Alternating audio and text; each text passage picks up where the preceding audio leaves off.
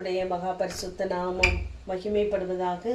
ஏசாயா 41 அதிகாரம் 9 நான் பூமியின் கடையாந்தரங்களிலிருந்து உன்னை எடுத்து அதன் எல்லைகளிலிருந்து அழைத்து வந்து நீ என் தாசன், நான் உன்னை தெரிந்து கொண்டேன் என்று கர்த்தர் சொல்வதாக நாம் வாசிக்கிறோம். தேவன் நம் ஒவ்வொருவரையும் எப்படிப்பட்ட சூழ்நிலைகளில் இருந்தாலும் நம்மை பார்க்கிற தேவன், நம்மை கண்ணோக்குகிற தேவன். நாம் பூமியின் கடையாந்தரங்களிலே இந்த உலகத்திலே எந்த மூலையில் இருந்தாலும் நம்மை தேவன் தெரிந்தெடுத்தார் என்றால், நம்மை பிள்ளையாக மாற்ற வேண்டும் என்று நினைத்தார் என்றால், அவருடைய அநாதி தீர்மானத்திலே நாம் இருந்தோமானால், நாம் எங்கு இருந்தாலும் அவர் நம்மை எடுத்து அழைத்து வந்து நீ என் தாசன், நான் உன்னை தெரிந்து கொண்டேன், நான் உன்னை வெறுத்து விடவில்லை என்று நம்மை பார்த்து சொல்லுகிறார். இந்த நல்ல தேவனை நாம் உள்ளபடியே நாம் புரிந்து கொள்ள வேண்டும். ஆகவேதான் சங்கீதக்காரனாகிய தாவீது 139 சங்கீதத்திலே சொல்லுகிறார், உடைய ஆவிக்கு மறைவாக நான் எங்கே போவேன், எங்கே ஓடுவேன்? வானத்திற்கு போனாலும் அங்கே இருக்கிறேன், பூமியின் கடையாந்தரங்களிலே நான் படுக்கைப்பட்டாலும் அங்கேயும் இருக்கிறேன், சமுத்திரத்தின் கடையாந்தரங்களிலும் இருக்கிறேன். உமக்கு இருளும் வெளிச்சமும் சரி, இருள் கூட என்னை விட்டு மறைப்பதில்லை என்று அங்கு சொல்லி கொண்டு வருவதை நாம் பார்க்கலாம். ஆகவே நம்முடைய வாழ்க்கையிலே தேவன் நம்மை தெரிந்தெடுத்திருப்பார். ஆனால் நிச்சயமாகவே நம்மை எடுத்து அழைத்து வந்து நமக்காய் உதவி செய்ய அவர் போதுமானவராக இருக்கிறார். எதற்காக நம்மை எடுக்கிறார், அழைக்கிறார், தெரிந்து கொண்டார் என்றால் 15 பார்க்கிறோம், புதிதும் கூர்மையும் உள்ள பற்களுள்ள எந்திரமாக்குவேன் என்று சொல்லுகிறார். நமக்கு விரோதமாய் எழும்புகிற காரியங்களை நாம் ஜெயிக்க வேண்டும், கர்த்தருடைய நாமத்தினாலே நாம் அவைகளை சங்கரிக்க வேண்டும் என்பதற்காக நம்மை புதிதும் கூர்மையும் உள்ள பற்களாய் நம்மை ஒவ்வொரு நாளும் அவர் உருவாக்குகிறவராகவே இருக்கிறார்.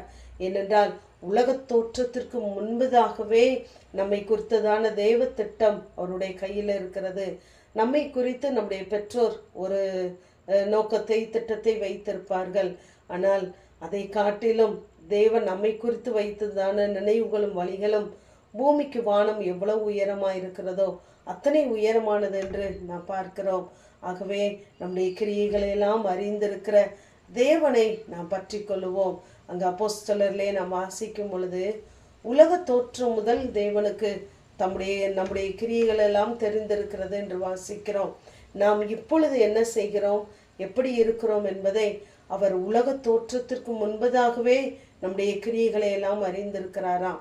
ஆகவே இயேசுவுக்குள் கொண்டிருந்த அநாதி தீர்மானத்தின்படியே என்று எபேசியர்களை வாசிக்கிறோம். அவருடைய அநாதி தீர்மானத்தின்படிதான் தேவன் நம்மை நடத்துகிறவராயிருக்கிறார். ஆகவே நாம் நம்முடைய கிரியைகளின்படி ரட்சிக்கப்படவில்லை. அவர் தம்முடைய அநாதி தீர்மானத்தின்படியே ஆதி காலம் முதல் கிறிஸ்துவுக்குள் நமக்கு அருளப்பட்ட கிருபையின்படியும் நம்மை ரட்சித்து நம்மை அழைத்து வந்து நம்மை ஆசீர்வதிக்கிறவராயிருக்கிறார். ஆகவே அந்த பரிசுத்த அழைப்பை அழைத்த தேவன் நமக்கு வருகிற எல்லா காரியங்களிலிருந்தும் நம் தாண்டுவதற்கும் தாங்குவதற்கும் அவர் கிருபை தருகிறவராயிருக்கிறார். ஆகவே தேவன் நம்மை அழைத்த, நம்மை தெரிந்து கொண்ட, நமக்கு அளித்த ரட்சிப்பை, மன்னிப்பை ஒவ்வொரு நாளும் நாம் நினைத்து பார்க்கிறவர்களாய் இருக்க வேண்டும். மோசே தேவனுடைய மகிமையை பார்க்க வேண்டும் என்று சொல்லும் பொழுது அங்கு கண்மலையின் வெடிப்பிலே வந்து நிற்க சொல்லுகிறார்.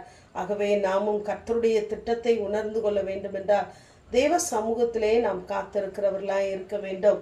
ஆகவே நம்முடைய நீதிகளை எண்ணியோ, நம்முடைய காரியங்களை எண்ணியோ அவர் நம்மை ரட்சிக்கவில்லை.